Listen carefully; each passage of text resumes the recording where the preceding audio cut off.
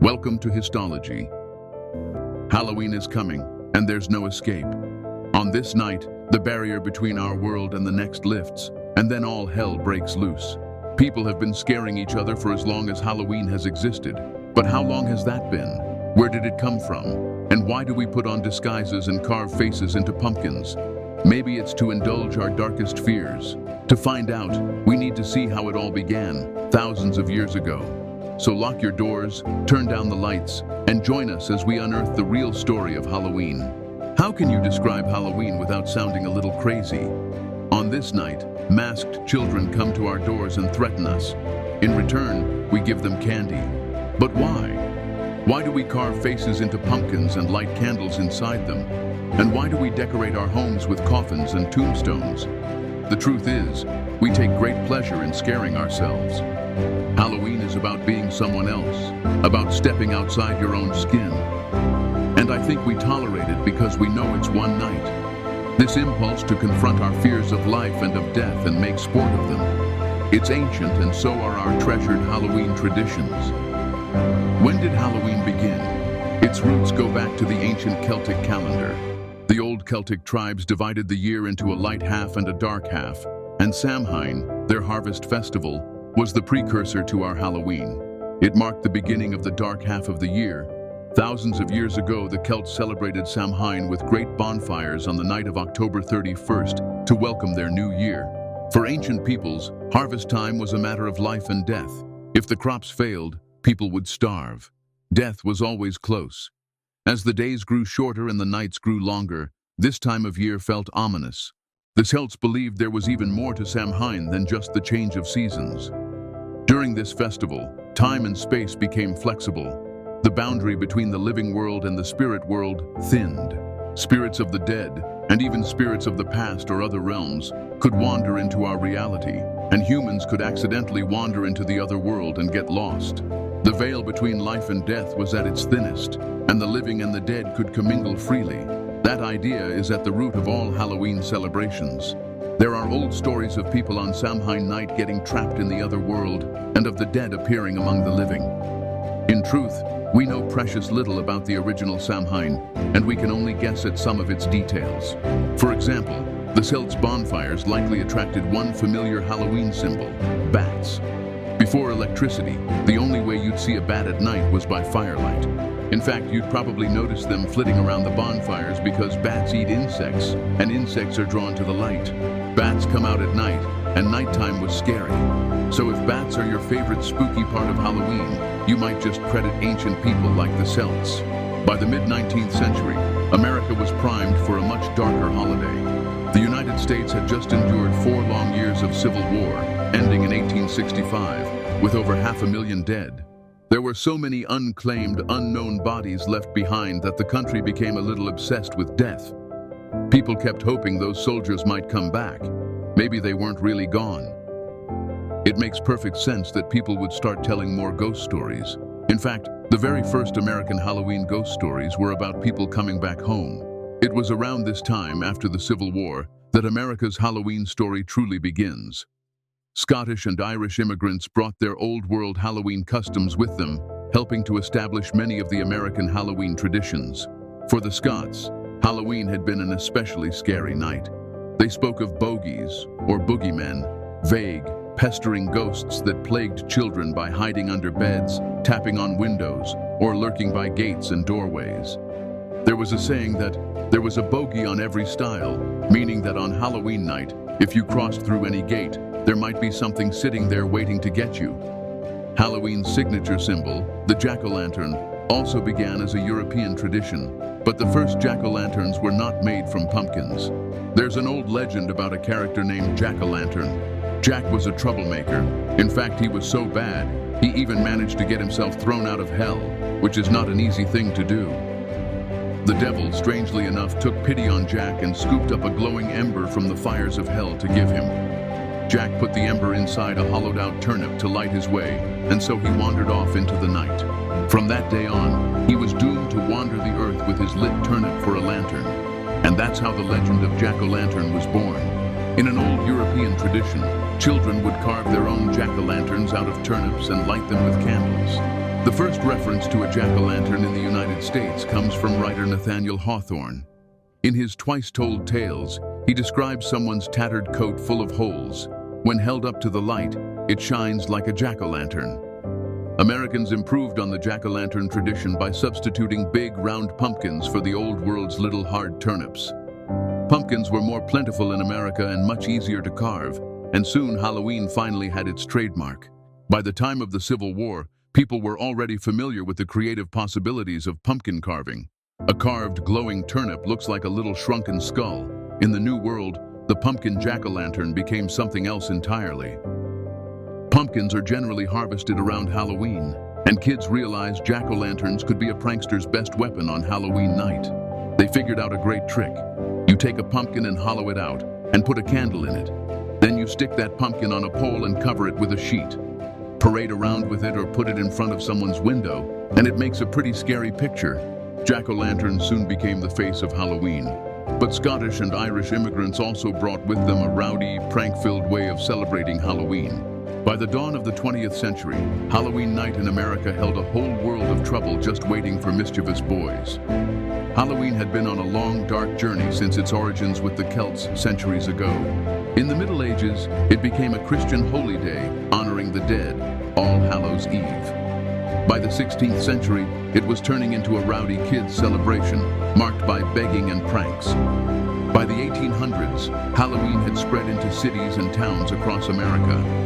At the turn of the 20th century, artists and businesses in America brought together all things scary and connected them to Halloween. For the first time, the familiar colors and icons of Halloween were standardized. Skeletons and spider webs, jack-o'-lanterns and bats, all in gruesome shades of orange and black. The look of Halloween we still know today was established back then. Many of these icons have roots in death. Think of a white-sheeted ghost. The sheet comes from the burial shroud corpses were traditionally wrapped in. A jack-o'-lantern's big grin still resembles the rictus of a skull, as does its triangular nose hole. Even when a decoration seems kind of jolly, death is often lurking in the imagery.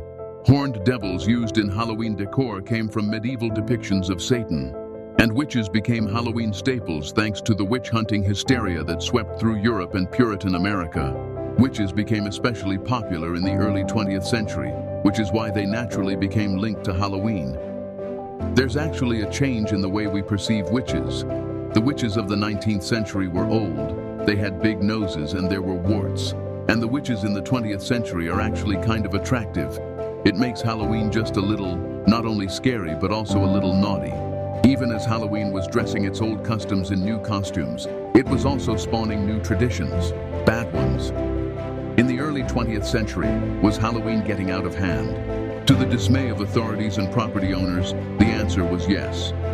One prankster from that era later recalled, "It was whatever you could think of. It was a bunch of mischief. Back in those days, people had buggies. The bigger kids tried to take a buggy and put it up on a haystack, and there was about a half a dozen of the guys and they just kind of pushed it up the haystack. It was a lot of fun. Oh, we never did anything that was really destructive, mostly tricks.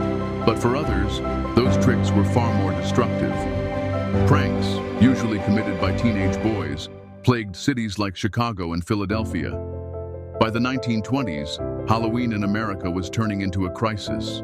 The tricks on Halloween night were getting out of hand. The destructive pranks went beyond just smashing pumpkins. Kids would put bars of soap on streetcar tracks so that the streetcars would derail and people would actually get hurt. They would remove the front steps from people's porches, so when folks walked outside, they'd tumble and get hurt. They set fires. They threw stones through windows. This was truly destructive stuff. In rural communities, pranksters took wagons apart and reassembled them on roofs. They removed gates on farm fences so that animals could escape. This particular prank was so common that in some places the night before Halloween was called Gate Night. In other cities it was Mischief Night or even Hell Night.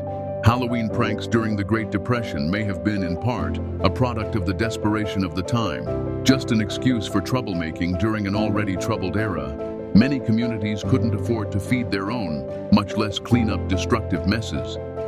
The Halloween of 1933 was actually labeled Black Halloween in a lot of newspapers because of all the destruction cities suffered. The kids were no longer just doing innocent, silly things. Now they were smashing light bulbs, setting fire to buildings, breaking car windows. If Halloween were to survive, it would have to change. Schools, police departments, and other civic groups actively promoted the idea of taming Halloween. They started inventing all sorts of things for kids to do to divert them from mischief.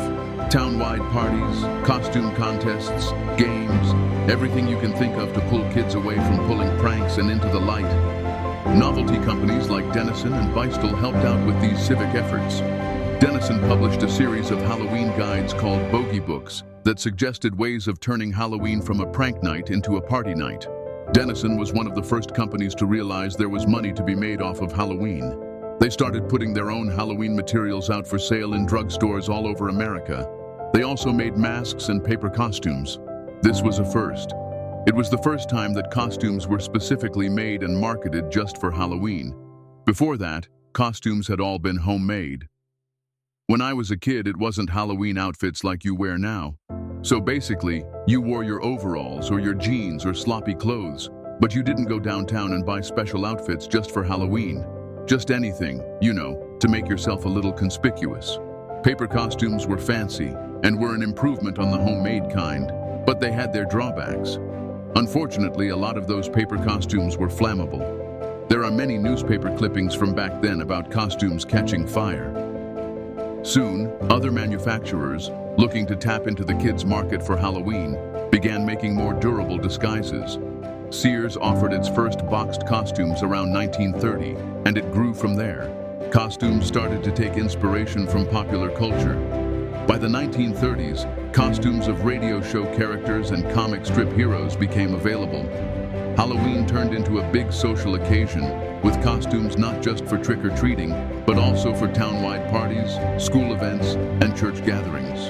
Halloween parades helped pull the holiday out of the shadows and into the public arena. Allentown, Pennsylvania may have held the first parade in 1905, but others soon followed. Toms River, New Jersey in 1919, Anoka, Minnesota in 1920. Anoka has held its parade every year since, and now calls itself the Halloween capital of the world. Each of these local efforts to tame Halloween worked to some extent, but what Halloween really needed was a whole new tradition, and it would soon get one. This new tradition would be a variation on a very old Halloween theme, trick or treat. That simple phrase still triggers cascades of candy into plastic pumpkins and pillowcases across America on the night of October 31st. Although the custom of going door to door for treats goes back centuries, the phrase trick or treat is probably less than 100 years old. Trick or treat is amazingly new. People think trick or treat goes back for centuries, and it doesn't. Trick or treat is actually less than 80 years old, probably. The term derives from the rampant pranking that was happening in 20th century America. At some point, somebody came up with the brilliant idea of buying off these pranksters. Homeowners began bribing rowdy kids with treats, homemade goodies like popcorn balls and candy apples, to avoid getting tricked. In 1939, the phrase and the custom of trick-or-treating showed up in print. That year, a woman named Doris Hudson Moss wrote an article in American Home magazine about the success she had with a Halloween open house for the kids in her neighborhood. She gave them sweets, and in return she didn't get tricked. And it worked. With the new custom came new treats. Instead of homemade snacks like popcorn balls, kids now got store-bought, prepackaged candies, Mars bars, Reese's cups, and good old Hershey's chocolate. Candy finally killed the rowdy Halloween, and now the time was right for the reinvented holiday to hit Hollywood. Halloween was becoming a pop culture phenomenon, a national festival enjoyed by millions, celebrating the joys of gathering up piles of mass-produced candy. I loved Halloween when I was a kid. I participated in it. I loved the rituals of it. I loved the pranks of it. I loved the mischief of it. I loved going to houses and dressing up and getting candy. And then there were parties, and it was just fantastic. Then, in 1966, Halloween found a home in the place where all pop culture ultimately goes: television. Halloween's stature zoomed off the charts when America went trick-or-treating with Charlie Brown. The whole idea of the Great Pumpkin, of course, came from the Peanuts comic strip, when creator Sparky Schultz decided it would be very funny if one of the kids got his holidays mixed up. And so that's how Linus ends up in the pumpkin patch every year. Who are you writing to, Linus? This is the time of year to write to the Great Pumpkin. On Halloween night, the Great Pumpkin rises out of his pumpkin patch and flies through the air with his bag of toys for all the children. You must be crazy. When are you going to stop believing in something that isn't true? When you stop believing in that fellow with the red suit and the white beard?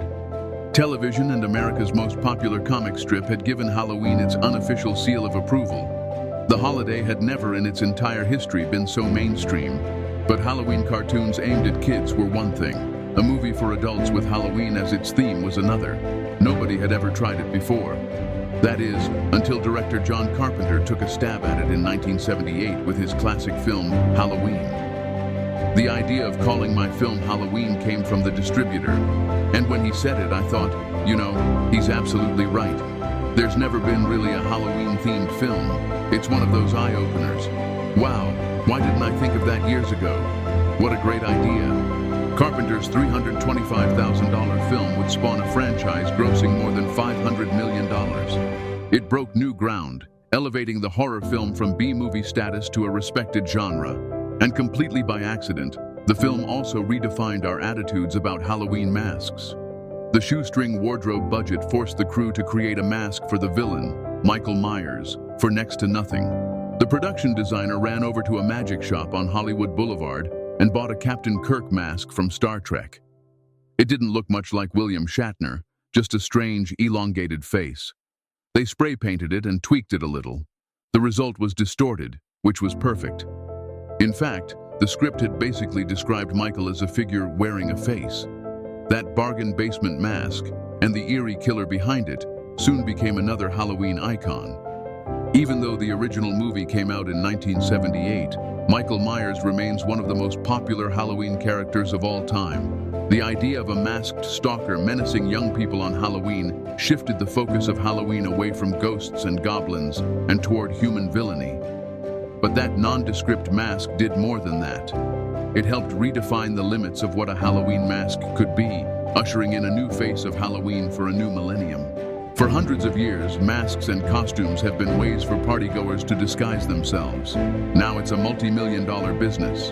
One Halloween-themed store in Burbank, California, called Halloween Town, is so popular that it's open 12 months of the year, offering the ultimate spooky shopping environment. We've had this business for 10 years now, and we really wanted to make it special.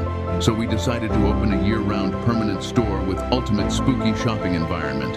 It really puts people in the mood to shop for Halloween. Halloween stuff is all over the store, but the heart of Halloween Town's business is masks. We have dozens of masks. We have the best zombies you can find, the best clowns. Masks and disguises have always been great ways to let you off the hook in terms of your behavior. For a holiday like Halloween, of course, it's perfect. When I was a kid, I loved masks, but usually all you could find at the local stores were crappy, plastic, flimsy masks that lost their shape. But as time went on, they've really evolved into an art form where there's a lot of time spent in the sculpting and the painting. And now it's to the point where you can get an expensive, high-end mask that almost rivals movie quality. And Wayne Toth would know. He's a special effects artist for major motion pictures. We have a lot of customers that like higher-end stuff or high-quality stuff, so we go out of our way to get that. We have high-end costumes, fancy jackets, and all kinds of accessories you really couldn't find anywhere else. We try and make it so no matter what you're looking for, you can find it here. Today's upscale masks and costumes are a far cry from the generic devils, witches, skeletons, and ghosts of the 1960s. But it was in the 1960s that the Halloween wardrobe began to change. Hollywood started to influence what kids wore, transforming them into their favorite TV and movie characters. Today, that trend has escalated into an obsession. Film franchises like A Nightmare on Elm Street, Scream, and Halloween inspire growing legions of kids to dress to kill. To wear the mask of the killer, of the ghost, of the skeleton, it gives a kid a sense of a lot of power and also of safety. Because the monster can't get you if you are the monster for that moment. Crazed killer masks are just one part of Halloween's evolving taste in costumes. Now, the only rule is that there are no rules. Masks take their inspiration from pop culture, religion, politics, you name it. And a growing number of the faces behind them belong not to kids, but to adults. Halloween has become a huge adult activity, and that wasn't the case 50 or 60 years ago. Of course, the gay Halloween parade is now a big fixture in San Francisco, in Los Angeles, and of course a big part of the New York celebration. But it's this idea of turning the world on its head and being who you aren't or would like to be. Again, it's that mercurial American obsession with self-transformation. And that's the thing I think that really ignited Halloween in America. This sexually liberated Halloween sometimes crosses the line from adult to adults only. If you look at the costumes that are sold to adults these days, the costumes for women are all kind of borderline prostitute costumes. You know, the sexy nurse, the sexy maid, the sexy anything. Now, grown-ups are taking it one step further. They stock up on specially packaged Halloween novelty candy and go out door to door with their kids on Halloween night. These trick-or-treaters of the 1970s and 80s now seize the chance to relive their childhood Halloweens, dressing in full costume, supposedly to keep a watchful eye on their children. And just as Halloween has scared kids for years, Halloween scares parents too. They fear sending their kids out unsupervised into a world they imagine is full of poisoned candy and razor blade riddled apples. But they really shouldn't be so worried. I grew up hearing about razor blades and apples myself, and it's clearly what we would call a contemporary legend. Another term is urban legend. There's a great societal unease about this idea that we're telling our kids to go take candy from strangers. So there's a lot of stories about razor blades and candied apples and these sorts of things, and parents every year get very, very worried about it. Did anyone ever actually put razor blades in apples? One expert notes, I believe there are a couple of cases, but of course you can ask which came first, the story or the actions. Razor blades and apples, jack-o'-lanterns, soul cakes, they all make up the legends and the texture of the Halloween we know. Today, Halloween wears many masks. It's a day for adults to push their boundaries a little. When you're a kid, you had one night a year where you were in charge. You got to dress up, you got to be something that you usually weren't, and you kind of even got paid for the privilege of this. It was an amazing holiday. Halloween doesn't like to have its energy tamed. The rebellious aspect is always going to pop up somewhere. If you look close enough, you'll see that Halloween is a showcase of everything the human race fears. Through the centuries, we've learned to live with what scares us the most. And now, on October 31st, we turn our fears into fire. So beware of haunted houses and creaking doors, billowing sheets and full moons. And don't be surprised if a smiling jack-o'-lantern wishes you Happy Halloween.